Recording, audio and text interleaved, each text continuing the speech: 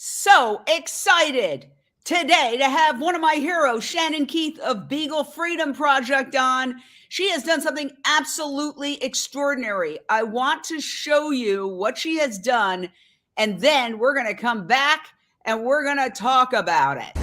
We just rescued dozens of beagles from a private pharmaceutical laboratory. A lot of them look much older. Unfortunately, it's raining, but that's okay. That brings out the smells, and their little hound noses are going to go crazy. We're so excited. So here we are. We're going to go back now and start opening their crates.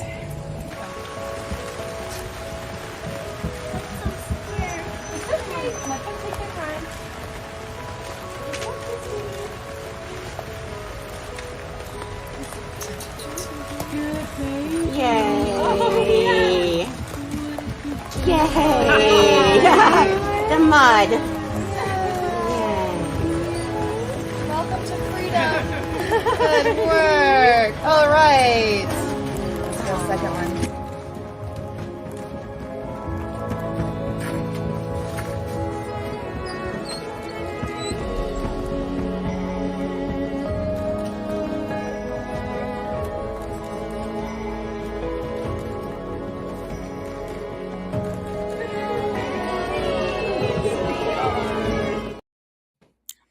Unbelievable. Shannon Keith, president of Beagle Freedom Project. How did you do it?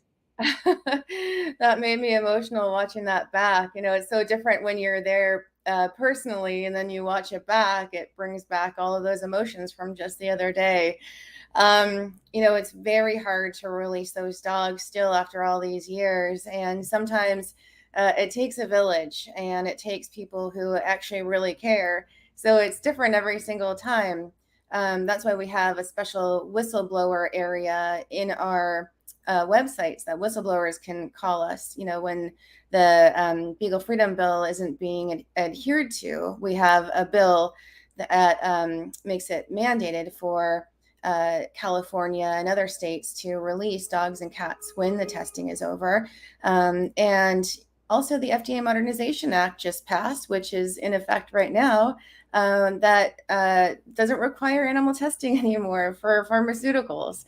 So these dogs should be released. And we're very excited that we got all of these dogs released. Some of those, as you heard, over 8 years old, who have spent their entire lives inside a laboratory. This was their very first time taking a step outside, and you saw the tentativeness when their little paws touched the ground. It wasn't because of the rain, it was because they just didn't really know how to walk. And you look at them, they are so gentle and kind. Beagles are chosen for experimentation, are they not, Shannon? Because they are so docile and gentle. That's exactly why. And, you know, I've been doing this my whole life, as you know, Jane, because we've been doing this together, right? For so long. We've known each other forever doing this in this fight. And I thought I knew everything. That's why I went into law. I became an animal rights attorney just for this. And when we did our very first rescue of 2 beagles from a laboratory in Northern California, the woman who had helped release them, who worked in that laboratory, she was talking. And she was saying all these things that blew my mind. And so when these 2 beagles were finally running around and finally getting their legs and becoming dogs, she said to us, she said, "You know why they use them, right?" And I said, "Actually, no, I don't know why. I thought they just picked beagles out of the blue." She said they use them because they're so docile and forgiving. She used the word forgiving. That broke my heart. Forgiving. And that's what really kills me to this day. And she said, and they're the perfect size for cages. You know, they're not too big, they're not too small, and they let you do anything to them. She said, you know, they'll hurt them, they'll put things in them, toxicity testing, they intubate them, they put poisons down their throats with no anesthesia, no relaxants, nothing. And then the next day they're wagging their tails, happy to see you, just happy to have any kind of interaction. They let you pick them up and do the same thing all over again. And we could learn so much from their forgiveness and their gentleness and their kindness. And yet we continue to test millions of animals, beagles, primates, and subject them to these crazy tests. Virtually every animal has been run ad nauseum on a treadmill till they collapse. Virtually every animal has been had their spinal cords broken. They were breaking dogs' spinal cords to see what would happen before Christ in the BCs, and they're still doing it. Tell us, Shannon, about the FDA Modernization Act. Did it get signed into law by the President of the United States, and what will it do? Yes, and I'm so glad you brought that up, by the way, about all of these animals. And first, I want to thank you for saying that, because even though we're called the Beagle Freedom Project, I named it that project because beagles are the #1 breed of dog used for testing. But we don't only rescue beagles; we rescue all breeds of dogs and all animals used in testing. And so we've rescued all dogs, all cats. We've rescued alpacas, sheep, goats, horses, pigs, guinea pigs, rabbits, you name them. If we can rescue them from laboratory research, we will. And people say, well, what are they doing testing on alpacas and on goats and sheep? They do any kind of and all kind of testing that they can and they can get away with. And it doesn't matter because you can't extrapolate those results to human beings, but they will do it. And so we've seen the worst of the worst. I mean, one pig we rescued from a laboratory, she had all kinds of tattoos all over her body from doing some kind of hideous skin testing, this little baby pig, because they claim that the skin is like ours, which it's not. And the FDA Modernization Act did pass, and it was signed into law, and it is in effect. And it is amazing. And I give so much kudos to everybody involved who helped make this law pass. And it's bittersweet, though, I have to say. Well, what does it do exactly? What it does is, so for all these years, everyone who works in the testing industry has said to me, this is my example, well, we hate to do it. The people who work in the labs, I say, why are you doing this? You obviously, you say you love animals. Why are you doing this? And they say to me, it's a necessary evil. We wish we didn't have to, but the FDA requires it. The FDA requires it. Well, and all of us, we know that it's a bunch of, right? It's not necessary. It's not necessary. Most drugs that come on the market that were tested on animals actually end up hurting and killing people. And go back, we know that they actually do this testing to write grants so they can get money. That it actually means nothing. It's for statistical purposes, so that they can get money for this. So basically, it was bittersweet because all of a sudden the FDA said, okay, you don't really have to test on animals anymore. So what the FDA Modernization Act says is pharmaceutical drug companies can choose to test or not to test anymore. It's huge. So right now, any drug company can test or not test on animals, period. So they can say, we're going to choose alternatives to testing instead of testing on animals. And it actually might save them money, so they might be financially motivated to do that. I've got a caller here for you, Neelafar from Dallas, Texas. Your question or thought for Shannon Keith, president of Beagle Freedom Project. Hi, thanks to the Beagle Freedom Project. You've gone into the darkest corners of the world, which, by the way, are the stealthiest spaces. And not only you've rescued, you've done a great work in education and legislation. My question is, and there's like a commenter said here, there's a big money behind this. It's a $20 billion industry just on the research part of it, the testing and the pharmaceutical testing to the side. And yes, the FDA Modernization Act gives us something to hope for, but are you making a dent in this extremely cruel, brutal, massive industry? Thank you. Do you feel like you're making a dent? Thanks. Thank you so much. Thank you so much for that question. And yes, we are. Of course, there have been times over the years where it gets very frustrating and we feel like we're not. But definitely, especially with the passage of the FDA Modernization Act, we definitely feel like we are making a huge impact and a huge dent with our legislation as well, with our signature legislation, with our other legislation. We know that we are. People are listening now. They're listening and they're understanding that animal testing has no place in our world right now. And we are at such like a place where we have alternatives for everything. And everyone's standing up and speaking for what they believe in. And we hope that more people do, but we are making a huge impact. We really are. People need to really, though, speak up and speak with their dollar. They should use all animal-free testing ingredients, products, pharmaceuticals, everything that they can so that they speak with that dollar. We have an app called Cruelty Cutter. It's a free app. You scan any product and it tells you if that product is cruelty free. Just by doing that on, your shopping experiences, you're speaking volumes with your dollar, and that's really important. I use it all the time and it works. I have it on my phone and you literally scan the barcode and it says cruelty free or not cruelty free. Bingo. We've got another caller.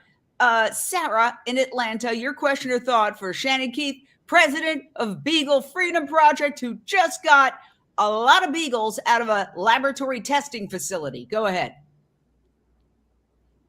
Hi, I'm so happy to be able to call in. I've actually got to meet Shannon one time at a Beagle Freedom Project event in Los Angeles. And I had a beagle actually a long time ago, and I didn't realize actually he came from a testing lab because he had a tattoo in the inside of his ear, and I just looked it up in this Beagle handbook. So I think a lot of people don't even know about this kind of stuff. And I wanted to ask you actually a question. What is going to happen with the beagles when they get adopted? Are you going to make sure that they never go in a cage again? Because I think that's really important, that you have to trust the people that are going to adopt them and they don't have any kind of cage for them. Thank you. Excellent question. Shannon? Yeah, thank you for that. 100%. We have an extremely rigid foster and adoption process. And one of them is 0 crates, of course. And so, we do interviews, we do reference checks, we do home checks, and they go through an entire process with us. Some of these dogs, we learned over the years, they want a safe space. And so we have people create a safe space that does not include a crate, like making a little fort in between couches or something like that. But they definitely will never see a crate again. And we fully understand that. We appreciate that. And I'm glad that you brought that up. Thank you. Yes. Now, I know you have a huge team, and they're incredible people. I've adopted dogs from you, as you know. As a matter of fact, the most recently adopted dog definitely has Beagle, my Sunday, because she is such a beauty in terms of her serenity. Just so easy to get along with. It's amazing. I love all animals equally. But there is something special about beagles in terms of their manner. It's absolutely true, Shannon. Yeah, it's very true. And I didn't even know that until I started the Beagle Freedom Project, because I had never been around the beagle breed, actually. And when we started Beagle Freedom Project, it was at my house. And most of them actually came to my home and lived at my home until we adopted them out. And there really is something about beagles when we bring them out and they go through the rehabilitation process, they're with their foster home. We call it the Beagle breakthrough, when they finally get through that period of just really not understanding that they're free. You can see it because they're looking through you instead of looking at you and understanding. And when they finally kind of look at you and make that connection and realize, okay, I'm actually a whole being, and I'm free, and I know that you love me and I'm safe. We call that the Beagle breakthrough. And they're just such loving, caring beings. Wow. Well, we've got another caller, and then we've got to get to some of your other amazing rescues. Huskies coming up. Michelle in Los Angeles, your question or thought for Shannon Keith of Beagle Freedom Project. Hi, thank you so much. First of all, I didn't know about the Cruelty Cutter app. I'm really excited to use that. That really will help. Also, it's a two-part question. The first question is, how do you facilitate these rescues at these labs? Do they just willingly give them up? And then the second question is the trauma for the Beagles. If they are going through trauma, is there a way that they see people that can help them, or what are the stages and steps for that? Great. Thank you for those questions. Yeah. As to your first question, how do we facilitate the rescues? It's different every time. Laboratories don't really want to give up these animals. It's definitely a process. So what I was told when we first started the Beagle Freedom Project by many people who work in laboratories is that they don't want these animals released, especially the dogs and cats, because quote unquote, they don't want people to know that animals like dogs and cats are being tested on, period. Whether we name the laboratories or not, which in the beginning we never did because we wanted to make sure that we could keep getting those dogs and cats, they didn't want the world to know that they were testing on dogs and cats because they wanted to keep their industry alive. So it's not easy. And that's one of the reasons why we went into legislation and we started our signature legislation, the Beagle Freedom Bill, to make sure that instead of killing those animals, that if they were healthy enough, of course, that they would be released, that they would be forced to release those dogs to a rescue organization like Beagle Freedom Project or any other that would be willing to take them. Like I was mentioning before, we have our whistleblower confidentiality line where whistleblowers can contact us who work in laboratories. And please, if you're a whistleblower and you're listening now, please contact us and we will figure out a way that we can get these animals to safety. And there are several other ways as well that we facilitate the release of these animals. In terms of your second question, the rehabilitation, I think it was, every animal is different, right? Just like people, we all react to things differently. We all have our own process. And we've definitely learned that over the years with these dogs. Sometimes it depends on age, but sometimes it doesn't. Usually the younger ones, it's easier for them. They recover more quickly. But yesterday I learned something new. On Saturday I learned something new. One of the younger ones, his name was Remy. He was the only one who wouldn't come out of his crate. And he was the youngest of all. I had to physically help him come out of his crate and literally hold him almost the entire day as he shook, he froze, and he just was so intensely scared of being out in the real world. So it really just depends. And we have a process, a training process we go through with our fosters who really truly understand that this is something new to these dogs. We call them newborns in adult bodies. They don't understand anything. They don't understand our voice intonations. We're so used to interacting with our dogs, right? And having those different voice intonations, using certain language. They don't get any of it. And so it's really training us to work with them. And it's a practice in being gentle and being kind and being patient. And they do come out of their shell. And when it happens, it is the most rewarding experience. People say that it's the best experience of their lives. And it really does help them expand their circle of compassion, because what happens is then they start really learning about being cruelty-free and caring about other animals too, other species. And eventually, so many of our supporters, our fosters and adopters too, have become vegetarians, have become vegans, have all cruelty-free products in their home as well, because they don't want to participate in a world that created the fear and the anxiety in those dogs and cats that they have at home. You mentioned Remy, and we have a video clip of you at the moment that you really were holding him right after the rescue. We just completed our rescue, and we've got a gaggle of beagles inside the house. Really, really happy, but I am still holding sweet, sweet Remy. He was the one who would not come out of his crate. He's still very, very, very scared, so giving him special attention. And all the beagles are going to their amazing foster homes. We've been checking them out medically, giving them baths, sitting by the fire, and just having a great day of freedom and just an amazing time. So we're spending some more time here at BFP headquarters and taking time with Remy and the others, and catching up, and we'll be updating you soon. So many dogs have trauma. The dog, for example, who I adopted, I'm going to go get her in a second and show her to you. But she was found in the rain, no chip, no identification.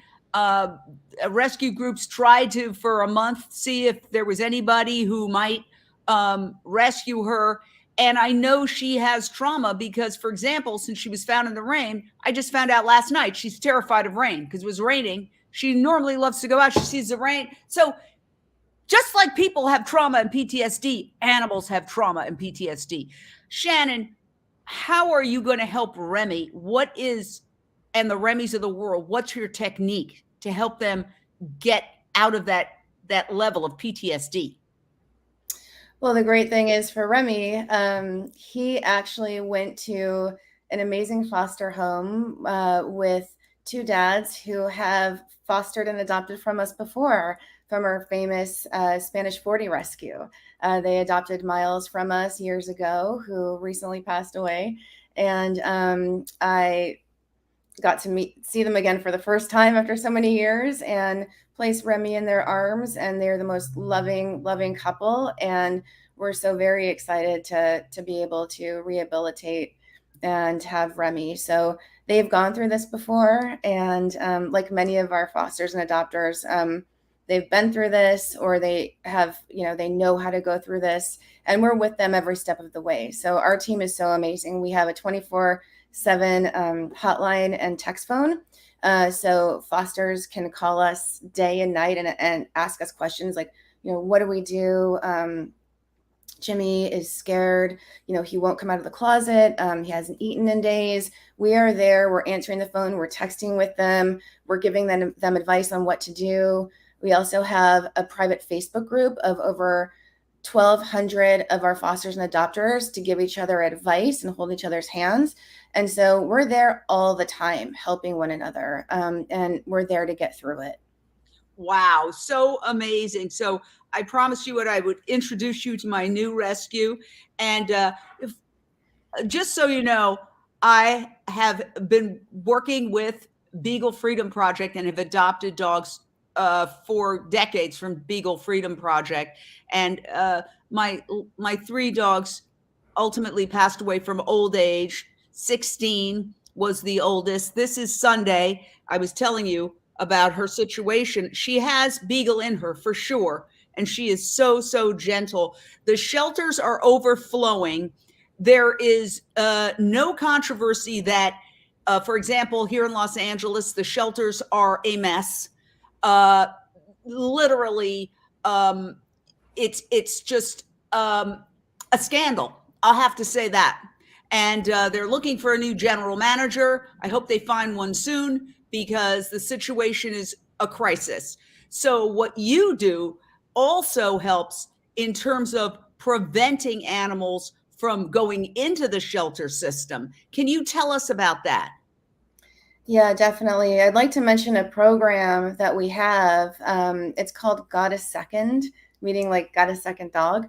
If you go to our website and our programs, you'll see Got a Second.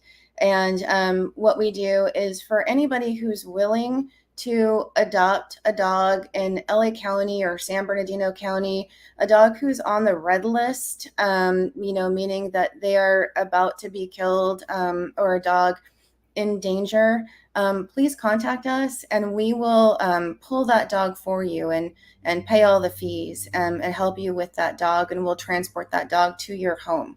So please go to our website, bfp.org. Click on Got a Second. You can see our videos there.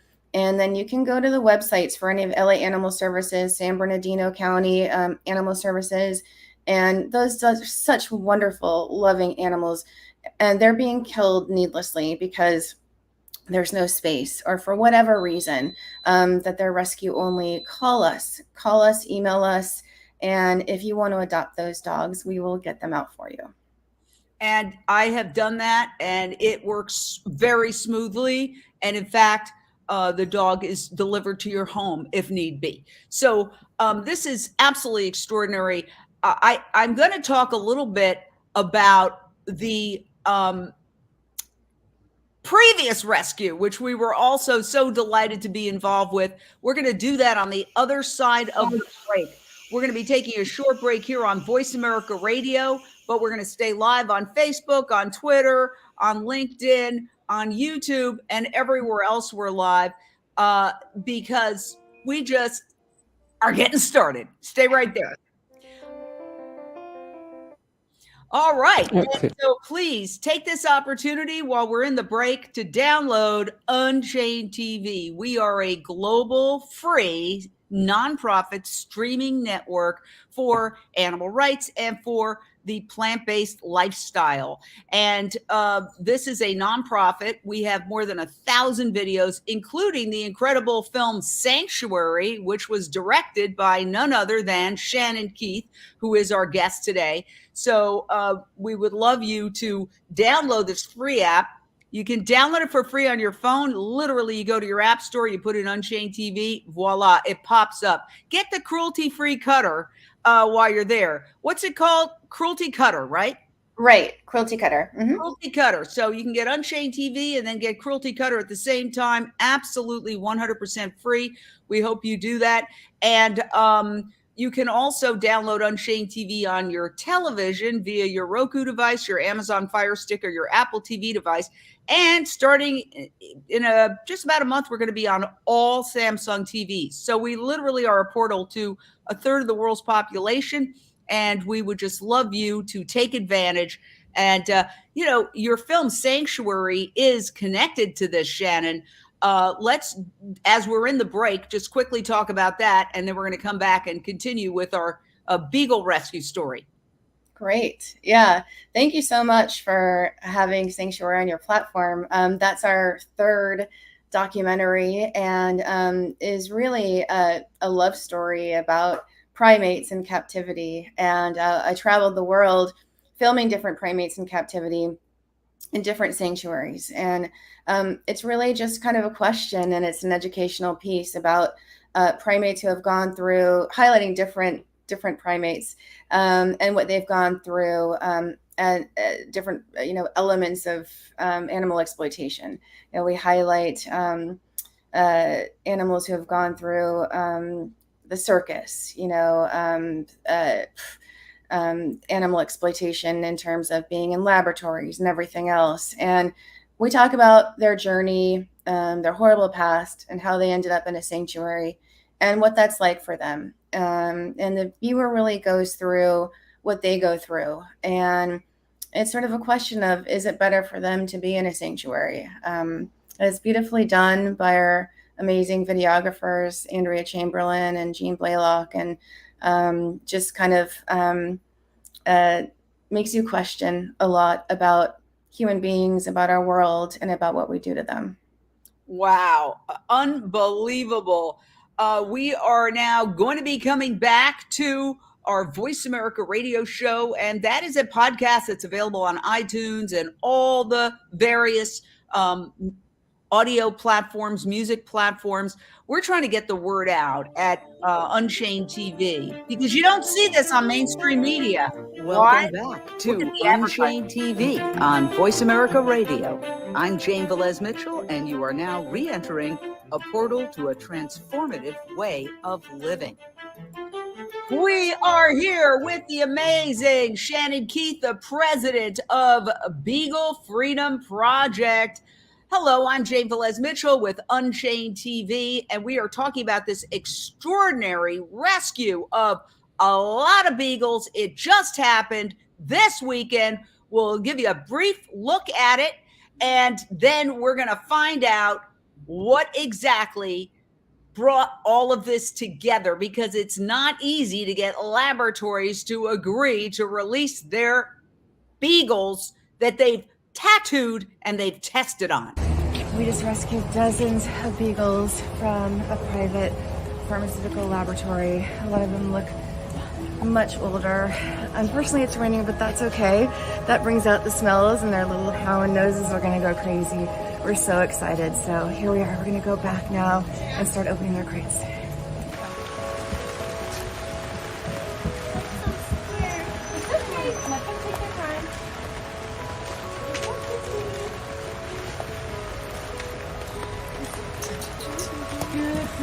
Yay! Yay! The mud. Welcome to freedom. Good work. All right. Let's go second one.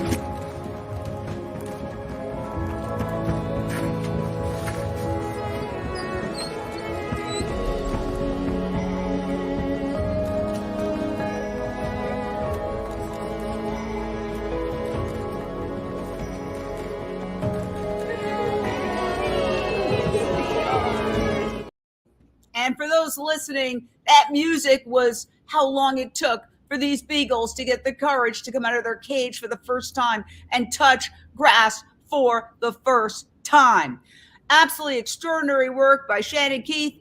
Wow. We've got a caller, but first let me ask you, Shannon, what's next for these beagles? Have they all been put into foster homes? And then how do you determine who's going to be the parent family forever? Yeah, they've all gone into foster homes. They all went into their foster homes that day. We had such an amazing day of freedom. And then we had vet exams that day that took place right there at our headquarters. They got baths, and then they went right into the arms of their foster homes. And really, it just depends. You know, usually our foster fail rate is pretty high. Our fosters typically fall in love with them pretty fast and pretty easily. So we'll see. Usually what we do is our process is they have to go into foster homes first. And that's because we want to be there every step of the way for them. And we want to wait for their personalities to come out, because these poor dogs, they don't know who they are yet. You know, they're scared of the new world. They don't know what's happening. They need to be rehabilitated, and we need to wait for their personalities to come through. And so once they've processed everything, they've had their Beagle breakthrough, then their personalities come out. Then we know who they really are. And then we can match them with their perfect family. And whether that means they love other dogs, they don't love other dogs, then we really know. And so it'll take some time, and it's different for each and every dog. Wow. Okay, we've got a caller, Lindsay in Tarzana. Your question or thought for Shannon Keith of Beagle Freedom Project. By the way, visit bfp.org to get involved. Wow. Well, I certainly will do that. It's really touching to watch the footage that I just saw of the Beagles getting their freedom. But my question is a little bit off center in that you guys were talking a little while earlier about the shelters and the tragedy of so many animals being euthanized. There are, it's ironic because there are other parts of the country where there aren't any dogs. And I know there are programs to ship them out of the area as one solution. And another solution for the problem in the shelter that I've heard of is having the foster system be really the main system, where the dogs from the shelter that go into the shelters go into foster, and resources are put there as opposed to trying to rehabilitate the whole system. And I was wondering what your thoughts are on that. Good question. Yeah, that's a great question. Yeah, I definitely am familiar with some groups here that transport especially certain breeds to other areas in the United States that don't have those breeds. I know that especially here in Los Angeles, you go to the shelters and you see, well, you've always seen for years now, Chihuahuas, Pit Bulls, now Huskies being overwhelmed in the system. And so I think that's a great idea. Definitely, we need people who listen, as Jane was saying earlier. We need a new general manager. General managers, plural, I guess, for different areas. And so having a foster-based system would be really amazing. And I would be all for that. I think it's a matter of bringing forth legislation and getting different groups involved. I know that's something that we would definitely support. Well, what's so amazing about this is that this huge Beagle rescue comes on the heels of a Husky rescue that Beagle Freedom Project just pulled off just the other day. And I was actually a little surprised to get a call from you so quickly, given that you just had this other amazing, amazing rescue. Let's take a quick look at that, and then we'll discuss on the other side. I'm Shannon Keith of Beagle Freedom Project, and we're so excited to be here. We just did a huge rescue of Huskies, Husky adults, and puppies, and Keyshawn and Shiba Inus from a puppy mill in Colorado. And we got a call from this breeder. They wanted us to help them with just a couple of Huskies, and we said, no, listen, if we're going to help you at all, we want you to close down. And we convinced them to close down completely. This is a USDA licensed Class A breeder, and we got them to completely shut down. So here we are. We drove all the way back from Colorado. We have 20 dogs in our possession who are now free. We already got them spayed and neutered but before we took off. We drove 17 hours back here, and they're now loving life. They're free, and we are not going to clog the shelter system now with any more of these babies. Nobody needs to buy dogs. There are purebreds here right now. Baby Huskies, adult Huskies, purebred Keyshawn, Shih Tzus. I mean, people, you can get these dogs in the shelters and from rescues. Please adopt, don't shop. Amazing work again. And you know what really kills me is that breeders' licenses are still being given out. For example, I know here in California by various shelters, municipalities, etc. We've got to stop that. I mean, this is, for example, here in Los Angeles, and it's just completely overrun with dogs and cats while people are out there breeding animals for profit. Imagine the mentality of somebody who is breeding dogs and selling them for profit. Right outside a shelter here, I saw a sign that says, oh, purebreds, give us a call. We are breeding them. It's like, this is happening in Los Angeles. It's happening everywhere. It's an outrage. That's what's got to stop. Yeah, it has to be banned, period. When this specific breeder contacted us, they contacted us because we send letters out every year to USDA Class B and Class A dealers, as well as laboratories, saying, give us a call, work with us, give us your animals, let's work to close you down. They actually contacted us, which was kind of surprising, but they only wanted us to help them take a couple of dogs they couldn't sell, which happens quite often. But I was doing a lot of research on different breeders and how to get a Class A license to be a breeder. And it takes nothing. It actually takes nothing. You don't even get inspected. So I could sit here after we get off this call, and it would take me about 20 minutes to fill out the paperwork. And I can actually become a Class A USDA licensed breeder right now in my home. That's disgusting. I mean, first of all, this whole idea of, dogs with papers, that's another thing that blows my mind. Dogs with papers, like somehow those dogs are better. It's true that dogs who come from breeders are often inbred, and they are more prone to having disease and illness. And that's why a lot of them end up in the shelters. They get purebreds, and people get them on a whim. They get them because they're in a hit movie. Remember, we went through this with 21 Dalmatians. We went through this with movies that star Chihuahuas, where all of a sudden there's a whole slew of Chihuahuas that are being bred, and then people get them on a whim, and then they dump them at the shelter.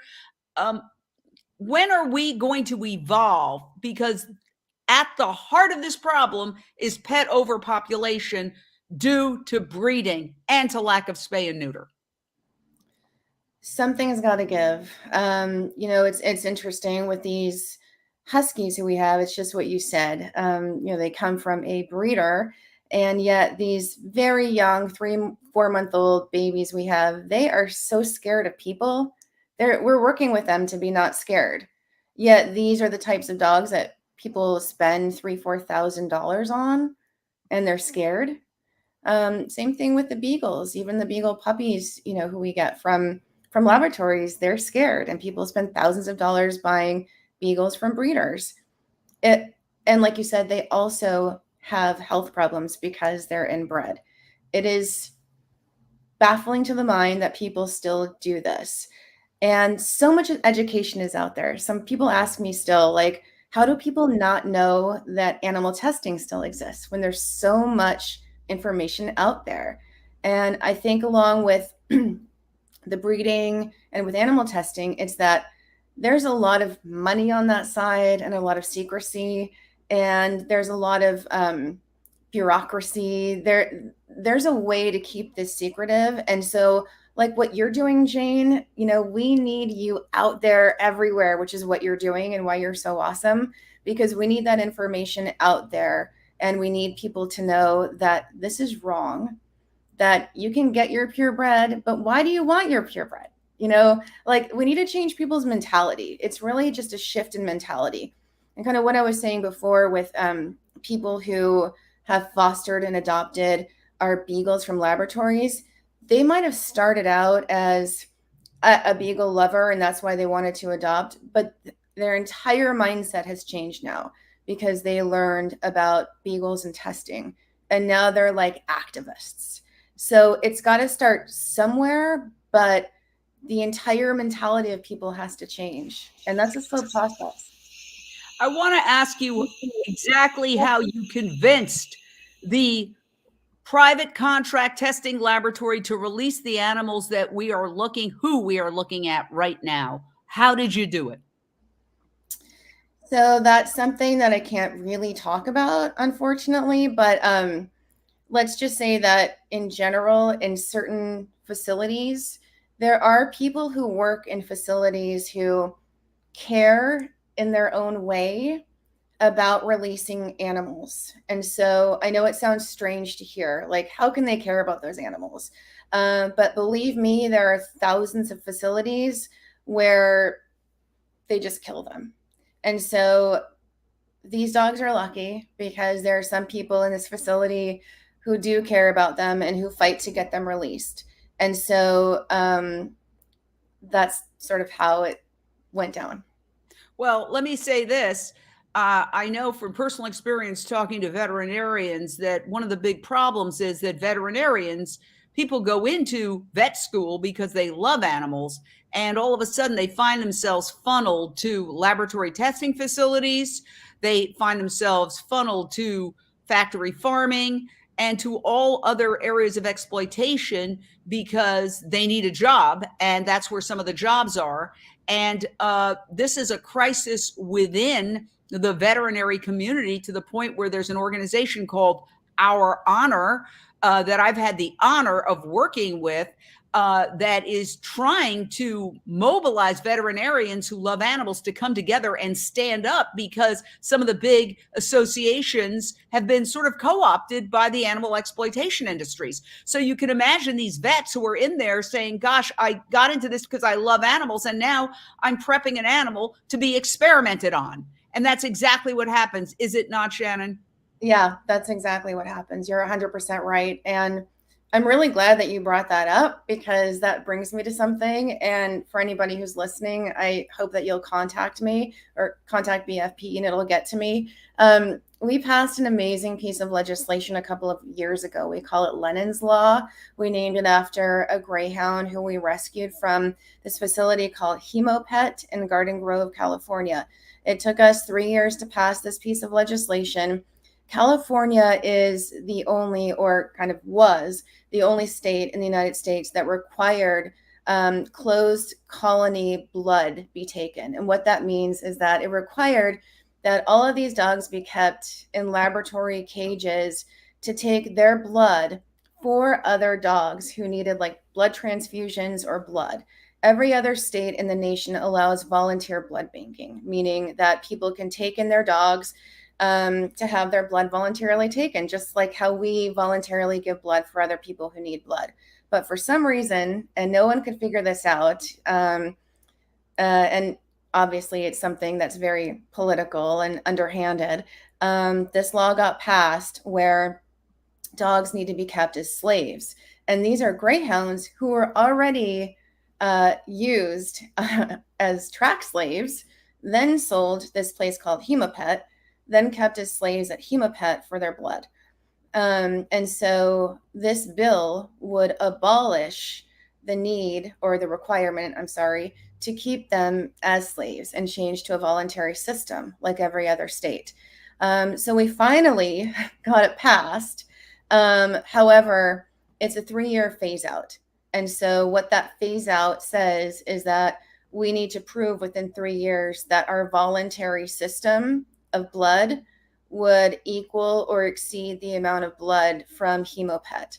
So for anybody listening who has a voluntary blood bank, all the veterinarians in California, please contact us. Contact me, Shannon at bfp.org, because we need to come forward soon and show that that blood does equal or exceed it, so that we can make sure that Hemopet is shut down. Because I do know that they are fudging numbers, that they're going to do everything that they can so that they stay in business. Well, I have to say, legally, I can't independently confirm the last thing you just said, and we invite that company on anytime to respond. But I certainly do hope that we get veterinarians who can participate in this to contact a Beagle Freedom Project. And let me put up where Beagle Freedom Project is. It's very simple. It's the easiest website in the world to remember, bfp.org. Go to bfp.org and get involved. And if you are a veterinarian and you're concerned with how your industry, because it is an industry, it's a multi-billion-dollar industry, is going, and you got into it because you love animals, and now you're like in a quandary, contact Shannon Keith at bfp.org. And you can also join Our Honor, which is an incredible organization run by veterinarian Crystal Heath. And I could just show you a photo of her because we shared a booth at a conference. There she is. She works around the clock trying to stop things like mass depopulation of animals, which now is killing millions and millions of animals due to the avian flu in a very, very cruel manner. And also killed many, many huge numbers of pigs during the worst of the COVID pandemic because of the supply chain disruptions in a very cruel manner. And you would think that all veterinarians and all veterinarian associations would stand up against the depopulation system that is a mass killing of a very cruel method. But no, because follow the money in our society. That's the bottom line. Would you agree, Shannon, that most of the issues come down to money? Because that's why I have hope that the FDA Modernization Act might really cause a seismic shift, because at the end of the day, the pharmaceutical companies don't want to have to test on animals if they don't have to. It's expensive to do so. But there's the other side. There's the vivisectors within the agencies of government. We know that there's tons of vivisectors at the National Institutes of Health, at the FDA, et cetera, and they're connected to these massive industries like the laboratory animal breeding industry. 100%. I 100% agree with you. It's all about money at the end of the day. Now, we know that they would save a lot of money. They wouldn't have to take care of animals or do any of that stuff. In fact, I even got a declaration from somebody who works at a laboratory who we work intimately with, who said that they would save so much money. And this is when we were trying to pass just our signature legislation, who said that, they would save a lot of money if they could just adopt all the animals to us rather than kill them. So they'd save money on euthanol. At the end of the day, yes, this would save a ton of money, and they should see it that way. And also, I mean, forget, the ethical end of things obviously is where we stand too, but scientifically, it's so much safer and better for people. That's what people need to see, and that's what they need to see. So I think we are making a huge shift. We're making a huge impact. And of course, our liberations of Beagles help people to connect and see this really does need to end. So as we wrap up, we only have 2 minutes left. What's the future hold? We just passed into law, you, but Everyone.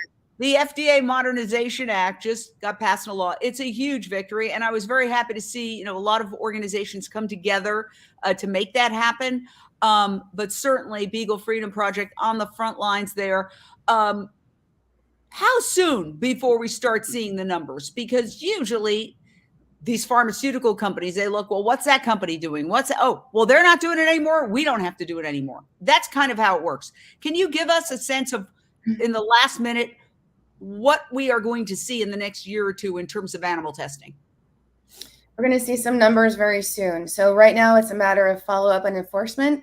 So we're working with some great organizations and with Tammy Drake, who's heading all of this up, with some follow-up legislation and some great ways to actually enforce this. And so hopefully in the next year or so, we're actually going to really start seeing the changes being made, because as we all know, legislation is only as good as the enforcement, right? And so hopefully very, very soon, we're going to start actually seeing the numbers get reduced, animals being saved, and really great changes being made for people and animals alike.